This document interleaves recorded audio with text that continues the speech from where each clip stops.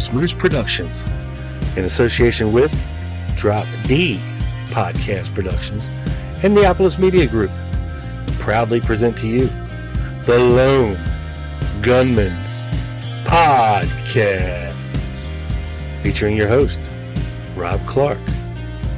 That's me.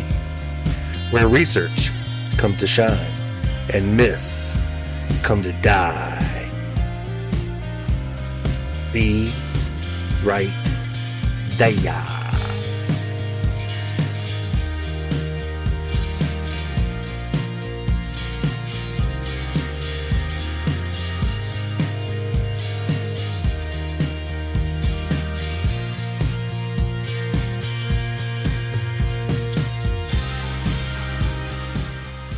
What is up, everybody? Welcome to the show. This is your boy, Rob Clark. Sorry I've been gone so long, but, life happens. It's been a very busy summer. Things are finally winding down. Thanks for hanging in there with me, checking on me. I'm still alive. Some days, unfortunately. Some days, fortunately. Just depends on the mood. Anyway, pardon moi. All right, today, folks, we are going to be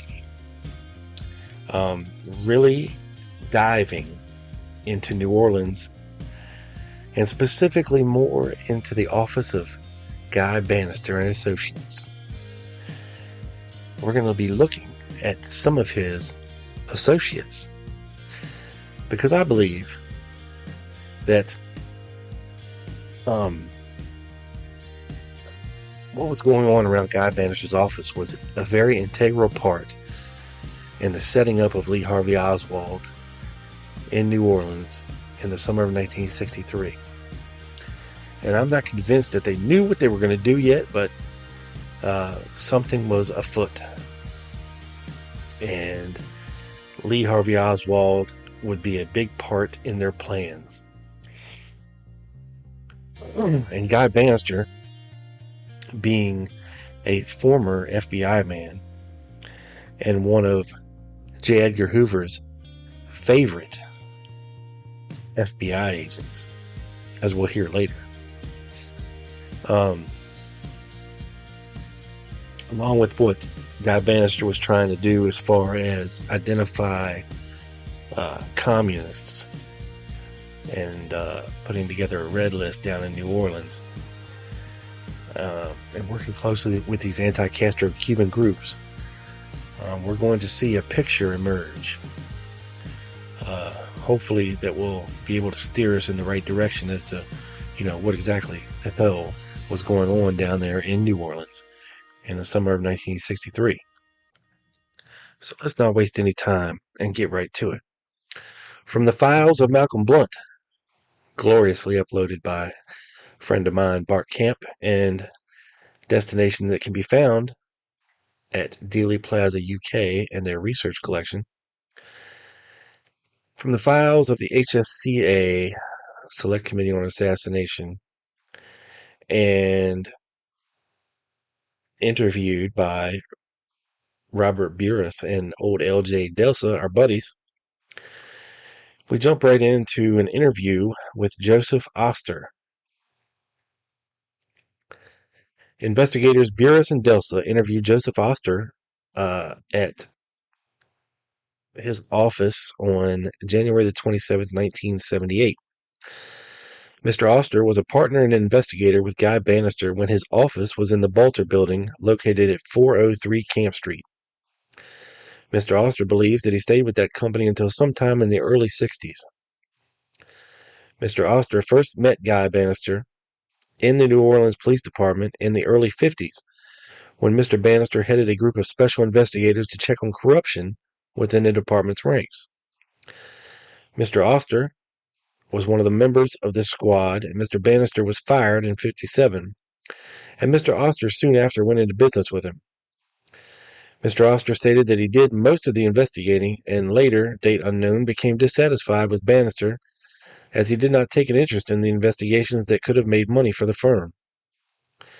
Mr. Banister had an office on Robert E. Lee Boulevard but then moved to the Balter building where Mr. Oster joined him. Two of the major contracts that were handled by them were Coleman Company and Gulf Oil Company. The contracts involved checking on thefts as well as pre-employment checks for companies such as these. Two sources that were used were Fidelifax and American Security Council.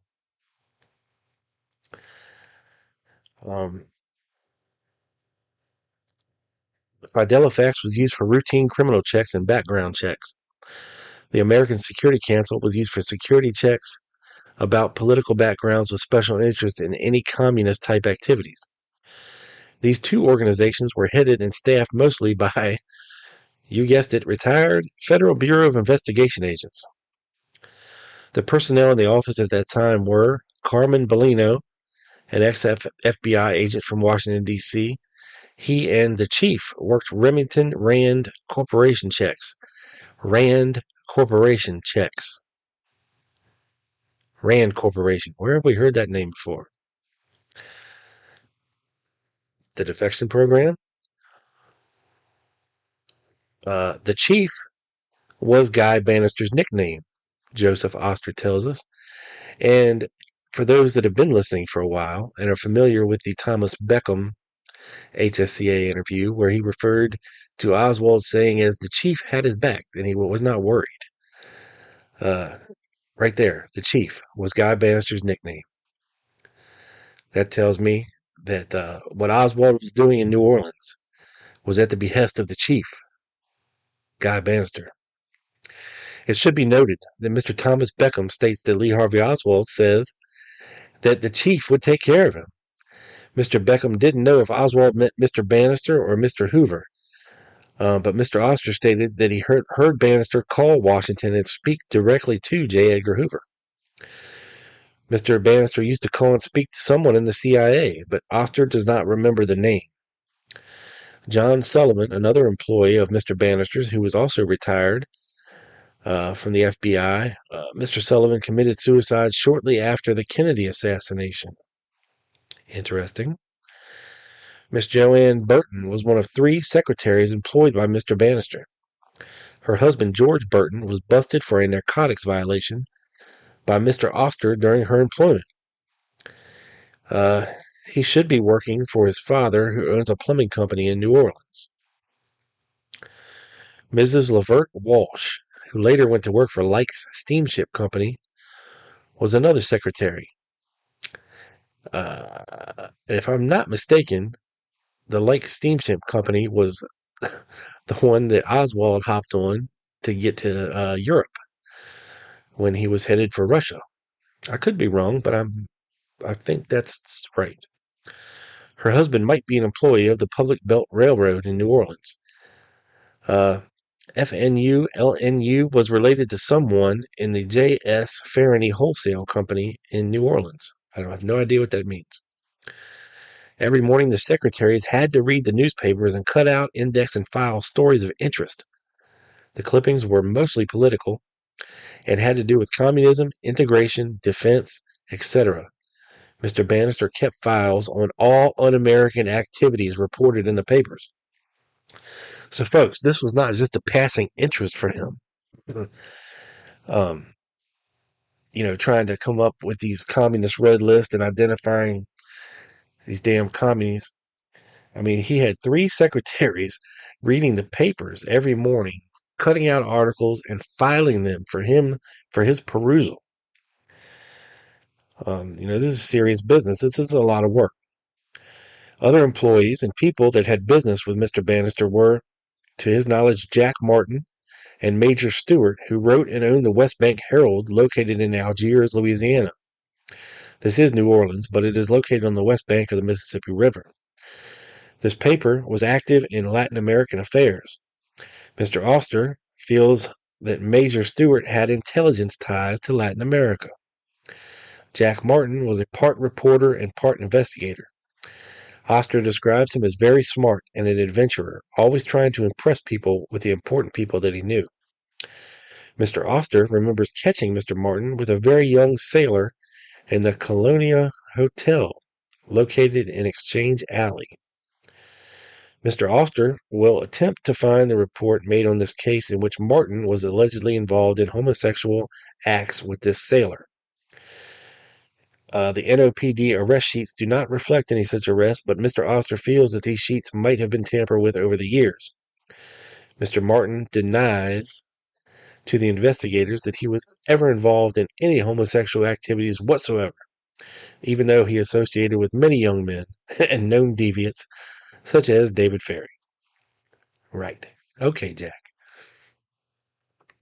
William Dalzell and Arkasha Smith were in the Balter building and knew Guy Banister. Dalzell would talk for hours with Banister. Dalzell had connections to South America and the Far East. He spoke many languages and was interested in the oil business. That equals CIA, people, in case you're following along at home. Mr. George Singleton and Mr. Banister were close friends. Mr. Singleton wrote for the Citizens Council and was close to Judge Leander Perez. Hi, Leander. There's that name again. Colonel Bluford Balter, Mr. Singleton, and Mr. Stewart, and others around Mr. Banister were interested in ultra-conservative politics, in which Mr. Oster did not take any active part in. Mr. Oster stated that he would work for any group that paid him. He didn't get involved personally, and Colonel Balter would take out ads in the local papers against integration. Mr. Oster stated that these people were conservative but completely honest. They backed the cleanup of the NOPD. Mr. Banister kept the files of the special committee to investigate crime. These files are now at least partly kept by Mr. Aaron Cohn of the New Orleans Metropolitan Crime Commission.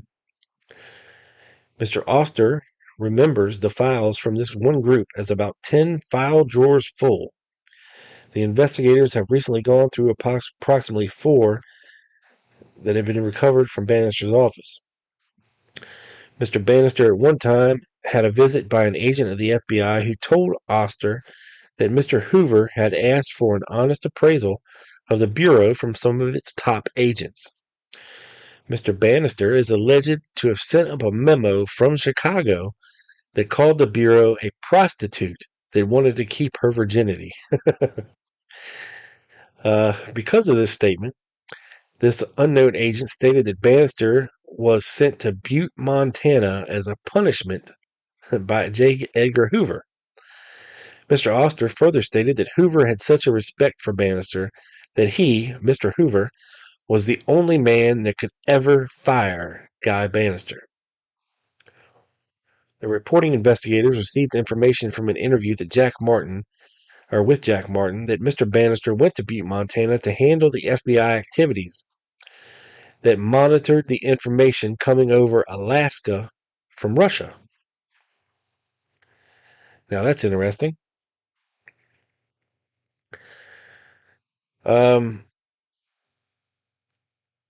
Mr. Martin feels that Mr. Banister was handling information from Russia while Oswald was assigned there to pick up information on the U-2 flights and to get information from agents in Russia. When Oswald took Marina out of Russia by marriage, the CIA and FBI were mad at him for blowing years of work. Jack Martin feels this might be a part of why they used him, Oswald, in the assassination setup. When pressed as to the identities of they, Mr. Martin stated that he did not know. The investigators have no way of checking the accuracy of these accounts.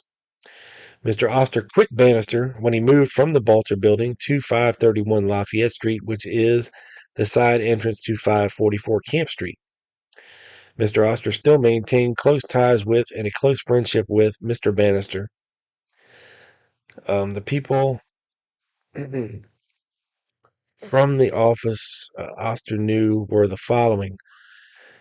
David Lewis, a young man that was a close friend of Jack Martin. Jack Martin and Joseph Newberg as investigators.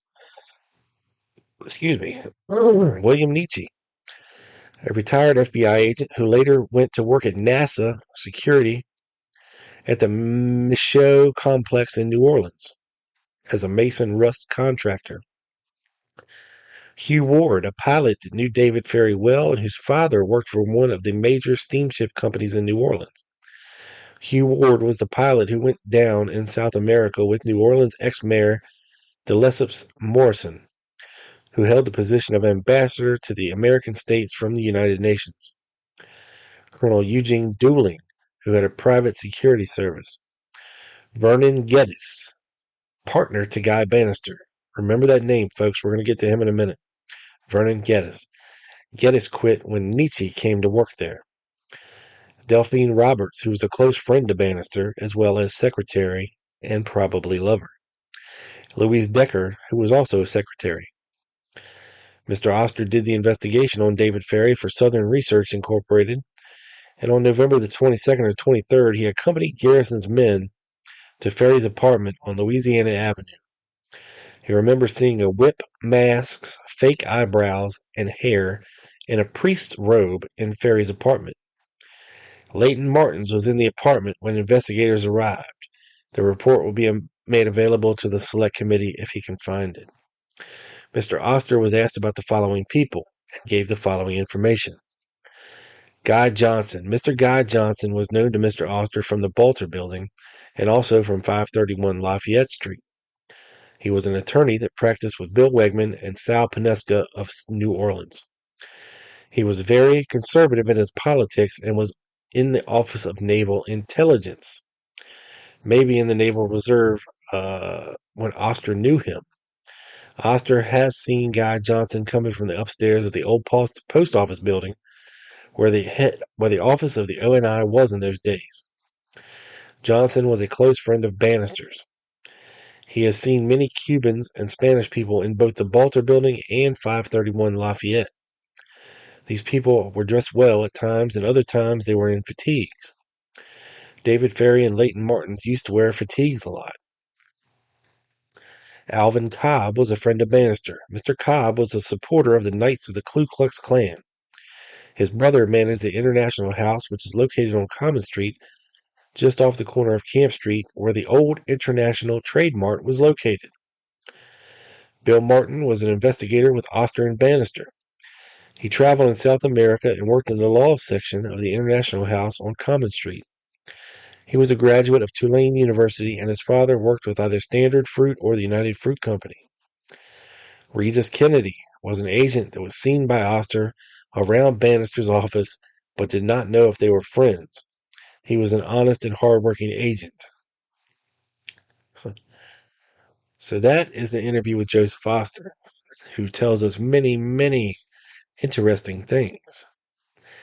And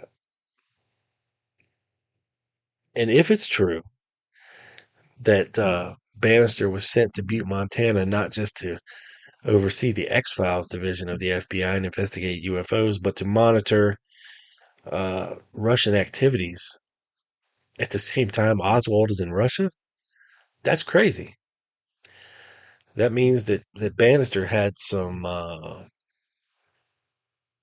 major intelligence on our boy here and would definitely have known who he was and what he was up to and what he was capable of doing. And if they were upset with him for blowing the years of hard work, as Oster put it, he certainly would have had a target on his back to be set up for the assassination. Okay, let's get to Vernon Gerdes. This interview is from January the 10th. Looks like 1978. Mr. Gerdes is presently employed with a family business as a cook at Casamento's restaurant, located at 4330 Magazine Street. He has not been an investigator for over 6 years, but was once a partner with Guy Banister at Guy Banister and Associates, located at 531 Lafayette Street. Mr. Gerdes does not remember the years that he worked with Banister, but believe it to be sometime between 60 and 63. Mr. Gerdes was the supervisor of investigations and brought several accounts to the business with him. One of the largest accounts was a firm that located individuals who did not pay bills. They called this skip tracing and would charge $5 per person located. Mr. Gerdes would not like to disclose the company that he did this for, and among the employees working there at the time that he worked with were the following named and described people. David Ferry was an investigator and pilot. He is described as a very intelligent man, but involved in homosexual activities and right-wing political activities, both of which got him into trouble. He always had young men with him and would bring them around to the office many times. He said that he was teaching them to skydive and to fly. Mr. Banister was helping Ferry in trying to get his job back at Eastern Airlines as a pilot. He also did work for G. Ray Gill Sr. Jack Martin was an investigator and also brought many young men around Banisters with him. Jack Martin introduced Vernon Gerdes to Guy Banister.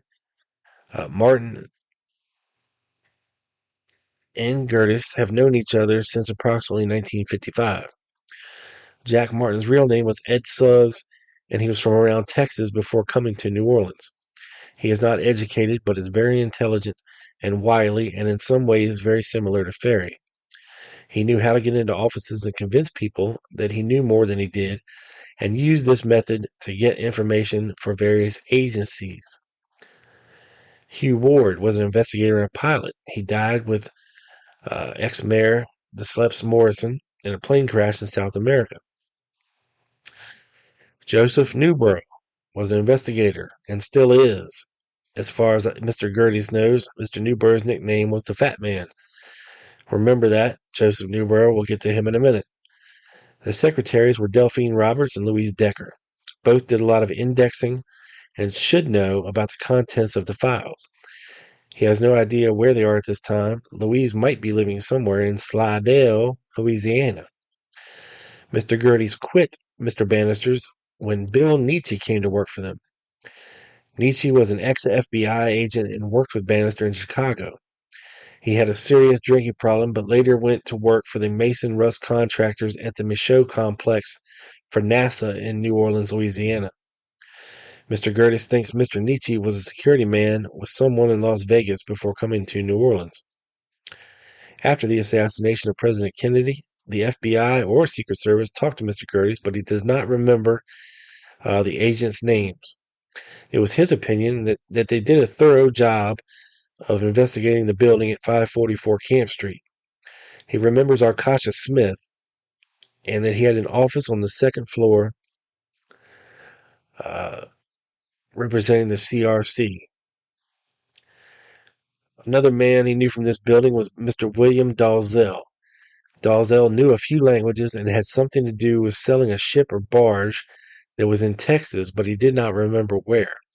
The vessel might have been a landing craft for troops during the Bay of Pigs invasion. Mr. Gerdes was asked about the following people and supplied the investigators with the following information.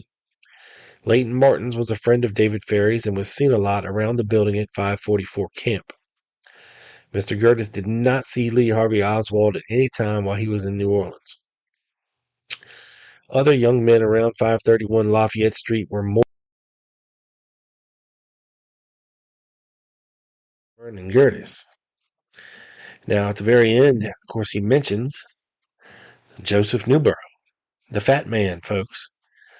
So let's hear in audio form from the man himself, Joseph Newberg.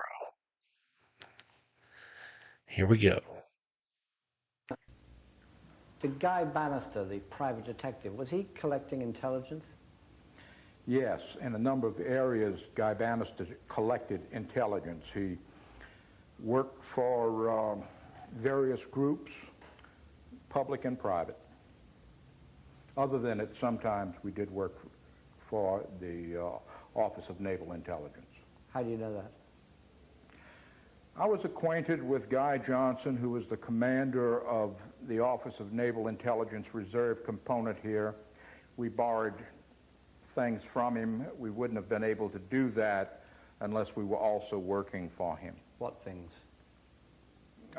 Surveillance equipment, infrared, listening devices, cameras, miniaturized television sets, things like that. Did Mr. Banister work for the FBI? He retired as special agent in charge of the Chicago office from the FBI around 1955 to assume duties as the deputy superintendent of police with the idea that within 6 months he would replace the superintendent. It was Banister's intention to write a book on how to clean up the New Orleans Police Department so it could be used as a textbook throughout the country. What I meant was, did Guy Banister Associates work for the FBI? As a matter of practice, the FBI doesn't hire such groups.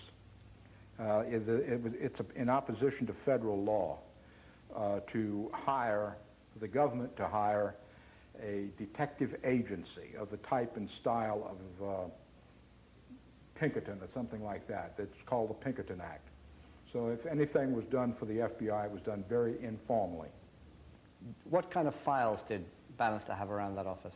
Well, among his files were probably the complete file of every known communist in the United States, about 28,000.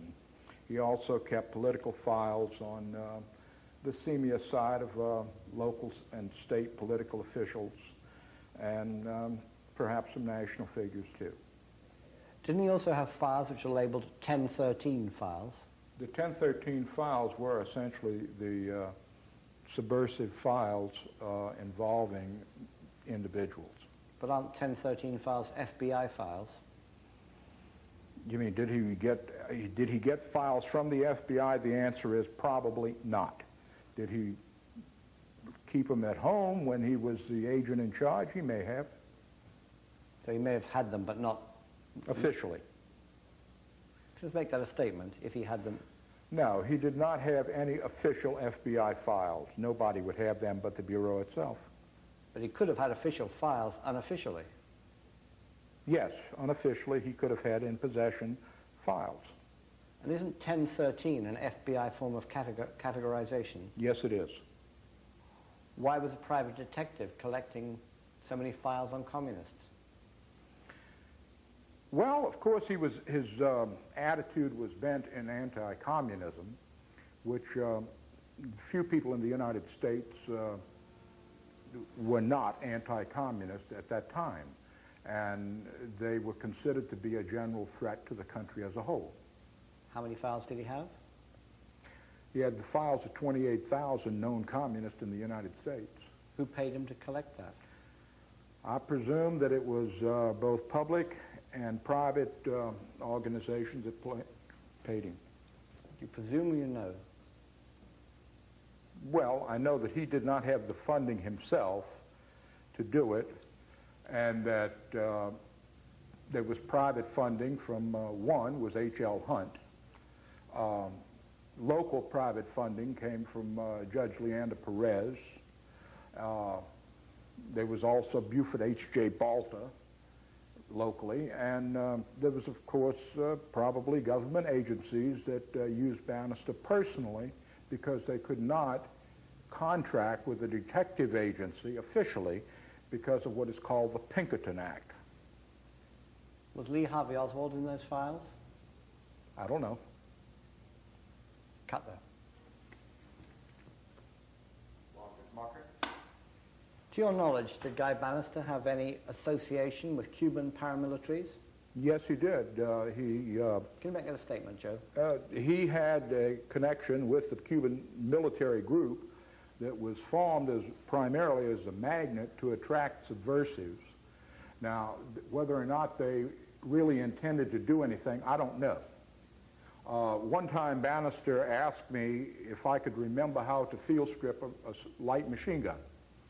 I said yes, and he suggested that we go across the lake to a training place near Slidell, Louisiana, about 35 miles from here, and I field script the machine gun as a demonstration for the so-called trainees. Cubans? Oh yes, they were Cubans. When you demonstrated the machine gun to those Cubans, who else did you see there? Just Cubans?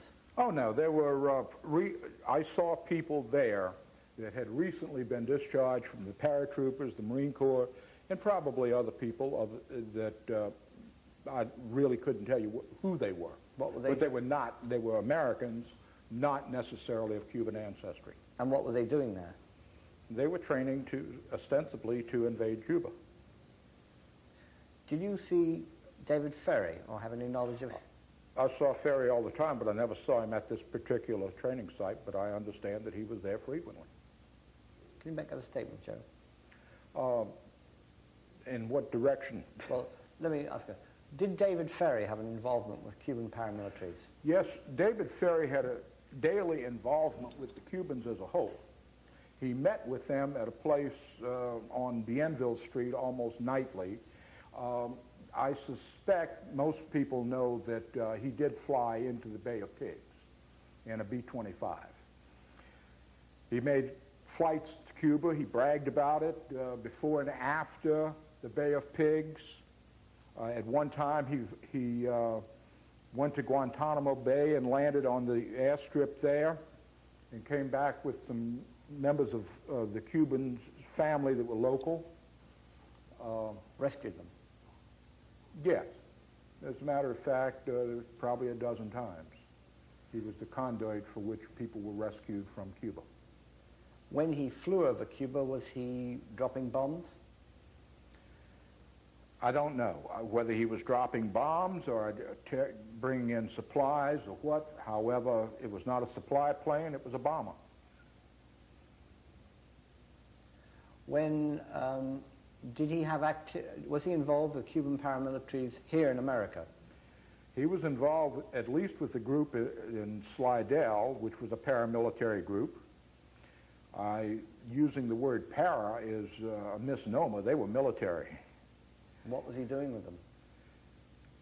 I don't know exactly where he fit into their scheme of things, but he was in some leadership capacity of the local Cuban group that was going to invade Cuba. You said he saw them every night. What was he doing with them every night? He chit-chatted with them every night, talking about invasion of Cuba, assassinating Castro, anything that would come to mind. I mean, all he was doing was really keeping his hands on.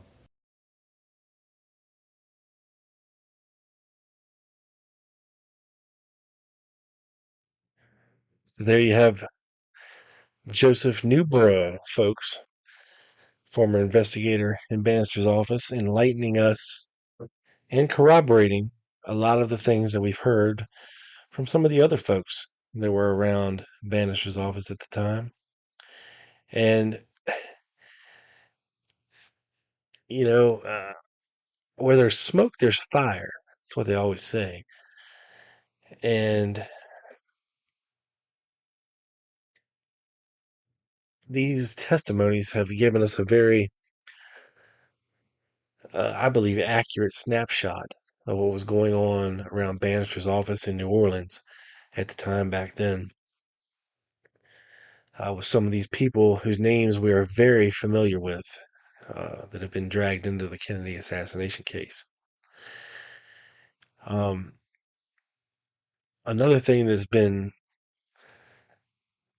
associated with Guy Banister's office and the people around it and in it at times was the raid on the Huma bunker, where a bunch of individuals associated there went and stole ammunitions, grenades, firearms, things like that to help in the Cuban raids that were going on.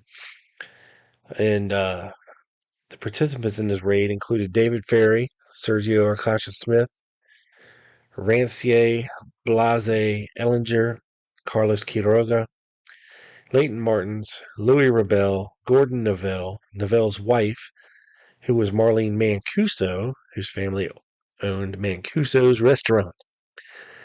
Right there on the corner where Banister and Oswald and Thomas Beckham used to frequent. Andrew Blackman, an ex-Marine who carried around a bolt-action rifle that he frequently cocked and dry-fired for fun. Leaving from and returning to David Ferry's apartment at night, they traveled in two vehicles. Gordon Neville's 1959 Lincoln, which he drove, and a laundry truck uh, owned by Louis Rebel, which Leighton Martins drove. Louis Rebel owned the laundry truck used in the raid that was also used by the Catholic Church to assist Cuban refugees and resembles a truck said to be seen at Dealey Plaza at the time of the assassination. Very interesting stuff. Um, Louis Rebel is actually the person who took over the CRC when Sergio Acosta Smith stepped down and moved to Texas. And there is a lot of Texas and New Orleans connections between, uh, several folks like Acosta Smith, Lee Oswald. Um, who else? Jack Martin. Um, but the interesting names, that associated with uh, the folks from Guy Banister's office in this Huma raid were Sergio Acosta Smith, of course, David Ferry, Leighton Martins, Carlos Quiroga, Louis Rebel, Gordon Neville, um, who Jim Garrison had a keen interest in. Um, and if you take into consideration the friendship between Carlos Quiroga and Carlos Bernier, and the fact that Quiroga had taken Ricardo Davis to go see Oswald about possibly joining the Fair Play for Cuba Committee, it all starts making a very, very tangled web of sense. And I'm not saying definitively one way or the other what exactly was going on down there, but I can make an informed, educated, logical, reasonable, believable conclusion. And it seems like there were several intelligence agencies at work, several individuals with former intelligence ties at work, or Oswald thrown in the mix as almost a sacrificial lamb. And a lot of these anti-Castro Cubans with intelligence ties and these investigator ties, it just, like I said, where there's smoke, there's fire. And there's a roaring fire in this chimney. So much so that the fire is almost coming out and bursting into the sky. It's all there to find if you really, really look. And couple that with the information that we already know about some of these players down there and some of the associations between people in Louisiana, New Orleans specifically, and Dallas. Uh, it starts to paint a picture that is undeniable, folks. It's undeniable. Um, but that's only part of the puzzle. You see, you can paint this man in a light, and then after New Orleans, we have the incredible enigma of the Mexico City trip, which doesn't make sense at all. If it was Oswald, if it wasn't Oswald, either way, I've made my feelings known about the Mexico trip before. There's plenty of evidence that it wasn't him. Um, there's missing evidence. If it actually was Oswald, we should have photos of him. We should have actual audio recordings of him from the embassies. Um, but we don't have any of that.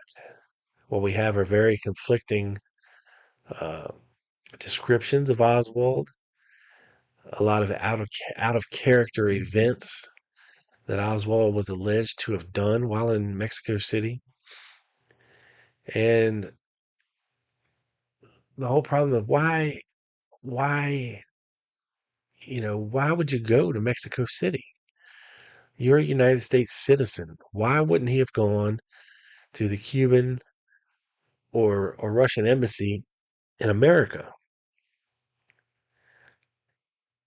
And going there from New Orleans to Mexico City is a hell of a trip.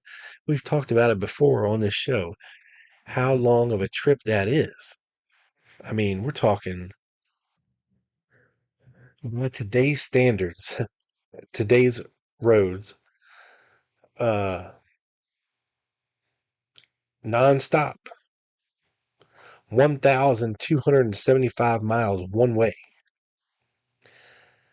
And that's a travel time on, like I said, on today's roads with today's automobiles and today's speed limits and nonstop 22 hours. Okay. That's a trek, folks. That is a hell of a trek. Why wouldn't you go to Washington, D.C.? Comparatively, um,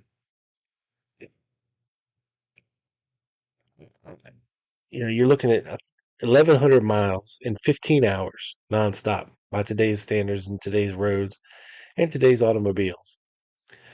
A much shorter trip. You're in the United States. You're a United States citizen. You're not in a foreign country, a foreign land that speaks a language that you don't know. And you're going to go all the way to Mexico City? Like, I just don't get it. It makes zero sense.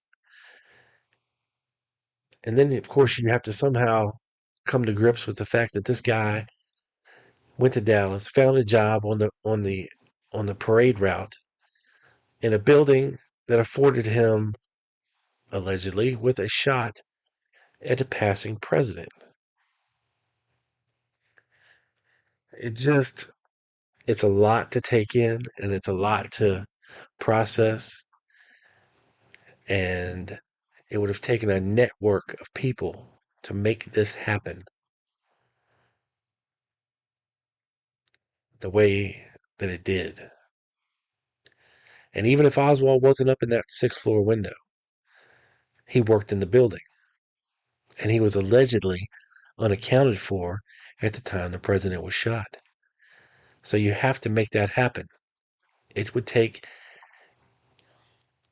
a vast network of politicking and a network of watchers, of babysitters, of people steering Oswald in certain directions at certain times for certain things in order for this to all come together in a cohesive or somewhat cohesive, believable, somewhat believable manner.